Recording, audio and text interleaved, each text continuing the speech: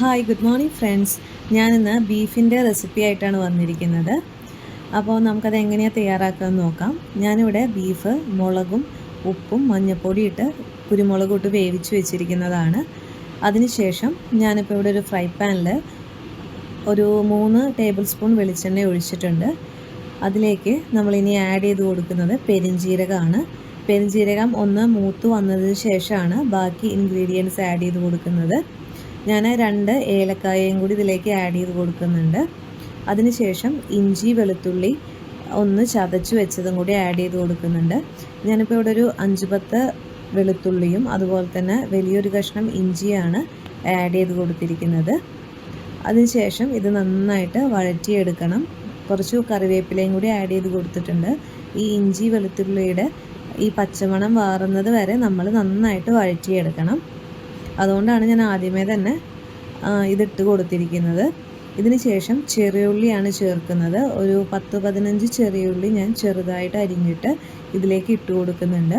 എപ്പോഴും ബീഫ് വയ്ക്കുമ്പോൾ ചെറിയുള്ളി ചേർത്തിട്ട് ചെയ്യുകയാണെങ്കിൽ അതിനൊരു പ്രത്യേക ടേസ്റ്റ് ആയിരിക്കും. നമ്മളിപ്പോൾ കുറച്ച് ചെറിയുള്ളിയും കുറച്ച് സവാളയും കൂടി ഇട്ടിട്ടാണ് ചെയ്യുന്നത്. അപ്പോൾ ചെറിയുള്ളി ഒന്ന് വഴണ്ട് വരാൻ വേണ്ടിയിട്ട് വെയിറ്റ് ചെയ്യുക. നന്നായിട്ട് ഇളക്കി കൊടുക്കുക. അതൊന്ന് വഴണ്ട് വന്ന് കഴിഞ്ഞതിന് ശേഷം നമുക്ക് സവാളയും കൂടിയും ആഡ് ചെയ്ത് കൊടുക്കാം. ഞാനിപ്പോൾ ഇവിടെ ഒരു 2 സവാളയാണ് ആഡ് ചെയ്ത് കൊടുക്കുന്നത്. എന്നിട്ട് ഇത് നന്നായിട്ടൊന്ന് ഇളക്കി കൊടുക്കാം. ഇളക്കി ഇത് നന്നായിട്ടൊരു ഗോൾഡൻ ബ്രൗൺ കളർ ആവുന്നത് വരെ നമ്മൾ ഇളക്കി കൊടുക്കണം. ഞാനിപ്പോൾ ആവശ്യത്തിന് ഉപ്പിട്ട് കൊടുക്കുന്നുണ്ട്. അതാവുമ്പോൾ പെട്ടെന്ന് തന്നെ സവാള വഴണ്ട് വരും. അതിന് വേണ്ടിയിട്ടാണ് ഉപ്പും കൂടി ഇട്ട് കൊടുത്തത് ആദ്യമേ തന്നെ. എന്നിട്ട് നന്നായിട്ട് ഇളക്കി കൊടുക്കാം. നമ്മൾ ഓൾറെഡി ബീഫ് വേവിച്ച് വെച്ചപ്പോൾ ഉപ്പിട്ട് കൊടുത്തിട്ടുണ്ട്. അതനുസരിച്ച് ഉപ്പിട്ട് കൊടുക്കുക. ഇപ്പം ഞാൻ മഞ്ഞൾപ്പൊടി ആഡ് ചെയ്തിട്ടുണ്ട്. എന്നിട്ട് നന്നായി ഇളക്കി കൊടുക്കുക. അതിനിടയ്ക്ക് ഞാൻ കപ്പ കാണിച്ചിട്ടുണ്ടായിരുന്നു. നമ്മളിതിൽ കപ്പ ആഡ് ചെയ്യുന്നുണ്ട്. കപ്പ ഞാൻ വേവിക്കാൻ വേണ്ടി വെച്ചിരിക്കുകയാണ്. സവാള ഒന്ന് ആയി വരുമ്പോഴേക്കും കപ്പയും കൂടി ആയി വരും. അപ്പോൾ നന്നായി തിളച്ച് വന്നിട്ടുണ്ട്. കുറച്ചുകൂടിയും കഴിഞ്ഞാൽ നമുക്കത് വാങ്ങി വയ്ക്കാം. ഇപ്പോൾ സവാളയിലോട്ട് നമ്മളിപ്പോൾ മല്ലിപ്പൊടിയാണ് ആഡ് ചെയ്ത് കൊടുക്കുന്നത്. ഞാനിപ്പോൾ ചെറിയ സ്പൂണിൽ ഒരു 3 സ്പൂൺ മല്ലിപ്പൊടി ആഡ് ചെയ്ത് കൊടുക്കുന്നുണ്ട്.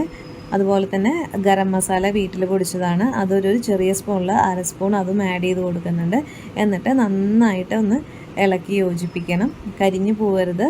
ഇത് നമുക്ക് മീറ്റ് മസാലയാണ് ആഡ് ചെയ്ത് കൊടുത്തിരിക്കുന്നത്. അതും കൂടി അതൊരു 1/2 സ്പൂണോ 3/4 സ്പൂണോ ഇട്ട് കൊടുക്കാം. അത് നമ്മൾ എത്രയാണോ ബീഫ് എടുക്കുന്നത് അതനുസരിച്ചിട്ടാണ് ഇടേണ്ടത്. ഞാനിവിടെ 1 കിലോ ബീഫാണ് എടുത്തിട്ടുള്ളത്. എന്നിട്ട് നന്നായിട്ട് ഇളക്കി യോജിപ്പിക്കുക. അതിനുശേഷം മുളക് പൊടിയാണ് ആഡ് ചെയ്യുന്നത്. മുളക് പൊടി ഞാനിവിടെ ഒരു 1.25 സ്പൂണാണ് ആഡ് ചെയ്ത് കൊടുക്കുന്നത്. ഓൾറെഡി ബീഫ് വേവിച്ചപ്പോൾ നമ്മൾ മുളക് പൊടി ഇട്ടിട്ടുണ്ട്. അപ്പോൾ അതനുസരിച്ചിട്ട് വേണം ഇടാനായിട്ട്. പിന്നെ ഒരു തക്കാളിയും കൂടി ആഡ് ചെയ്ത് കൊടുക്കുന്നുണ്ട്.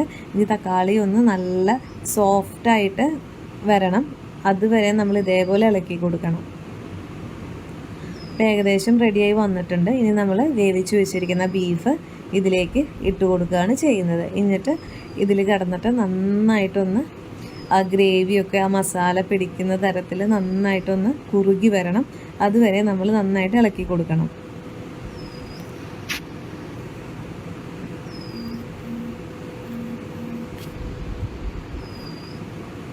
അപ്പോൾ നല്ല സ്മെല്ലൊക്കെ വരുന്നുണ്ട് ആ ബീഫിൻ്റെ ഒക്കെ.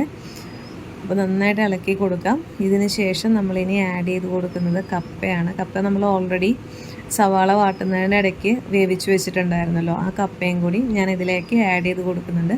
കുറച്ച് കപ്പ ആഡ് ചെയ്ത് കൊടുക്കുന്നുള്ളൂ. എന്നിട്ട് ഇത് നന്നായിട്ട് ഇളക്കി മിക്സ് ചെയ്യുക. മസാലയൊക്കെ കപ്പയിൽ പിടിക്കുന്ന രീതിയിൽ നന്നായിട്ട് മിക്സ് ചെയ്തെടുക്കാം.